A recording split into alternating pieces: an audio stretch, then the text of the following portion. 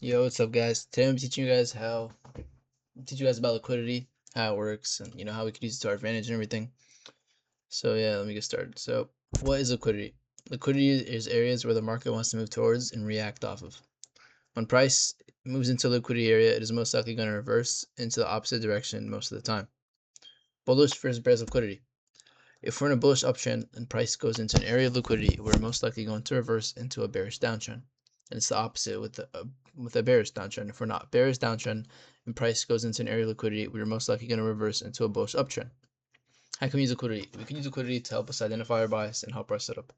For example, we compare with other confluences to help support our setup. Like, for example, trade I took today.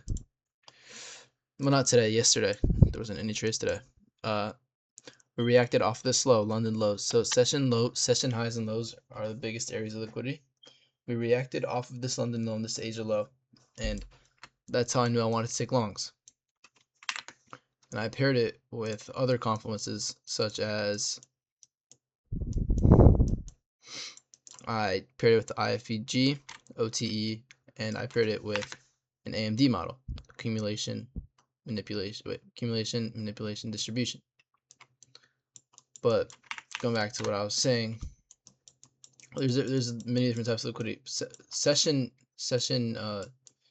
highs and lows are just the biggest pools of liquidity. Where did my text go? All right, there it is.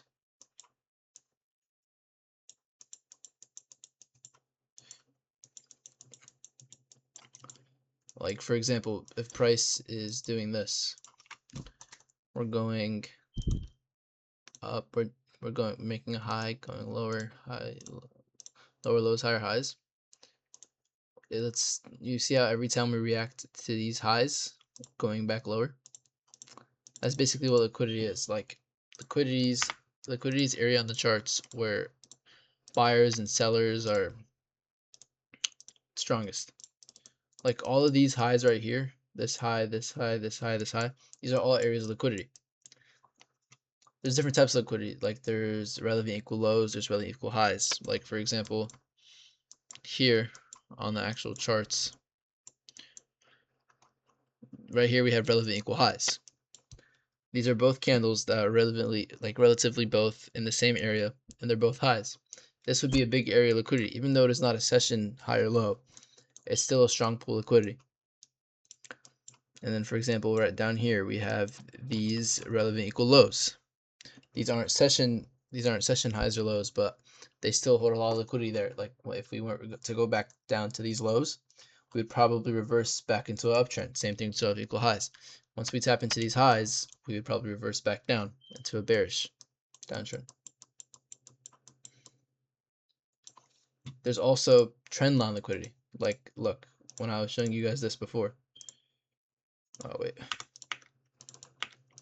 Trend line liquidity. You see how we keep making higher highs, lower lows, higher lows. This would be trend line liquidity. You see how we're in a trend line, and every time we react off of this trend line, we keep going lower. That's an example of trend line liquidity. Let me make it better.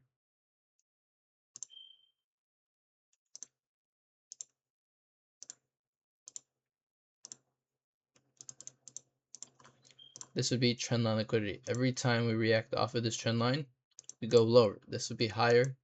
This would be bearish trend line liquidity. It would be the opposite for. Oh, okay. The opposite if you were going up. Like, look. Oh wait, I messed it up again.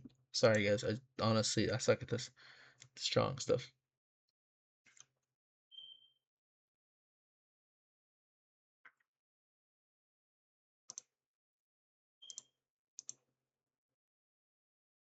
Oh wait, I just showed you guys bearish trend line liquidity. This would be bullish trend line liquidity.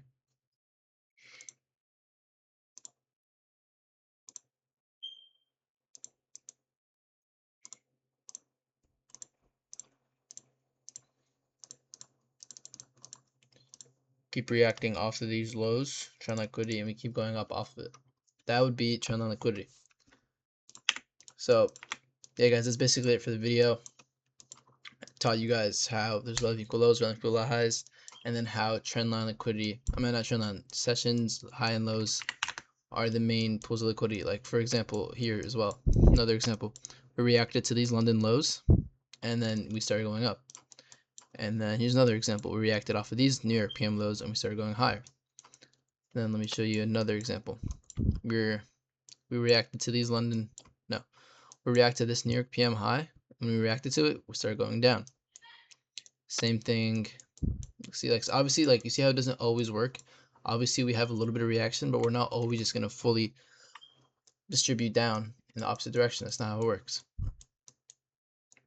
So yeah, that's the video for today, guys. I hope you guys learned something out of this video. That's how I would explain liquidity and how I use liquidity. See you guys in the next video.